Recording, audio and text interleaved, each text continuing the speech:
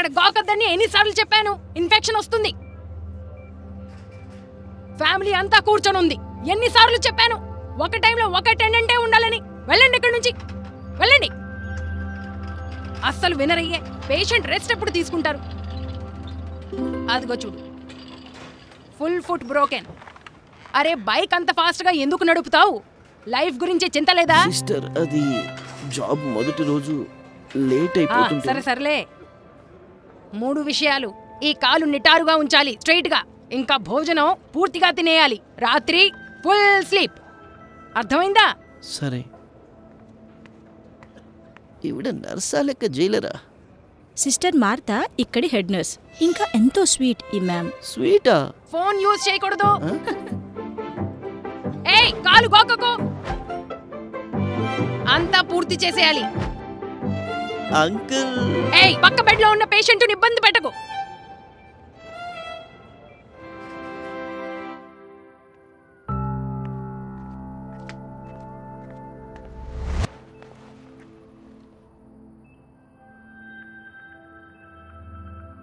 అమ్మకి ఫోన్ చేసి పిలిపించుకోవచ్చు కదా. రేపు రమ్మను. పిలవలేనండి.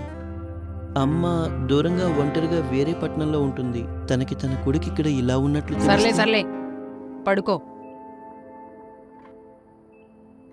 నాకు చిన్నప్పుడు ఆరోగ్యం పాడైతే అమ్మ తన చేతులతో ప్రత్యేకంగా కిచిడీ తయారు చేసి నాకు తినిపించేది.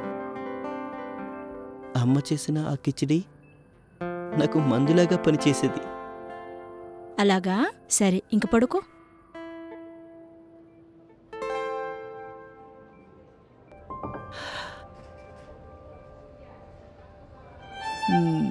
Thank you so much sister. మీరు అచ్చం అమ్మలాగానే కిచిడీ తయారు చేశారు. థ్యాంక్ యూ నాకు కాదు, మార్తా మేడంకి చెప్పు. ఆవిడే ఇంటి నుంచి తయారు చేసి తీసుకొచ్చారు నీకోసం స్పెషల్ కిచిడీ.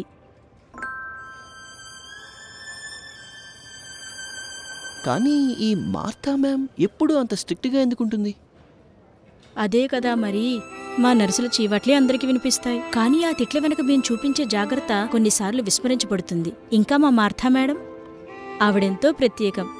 మాట కఠినం, మనసు సున్నితం.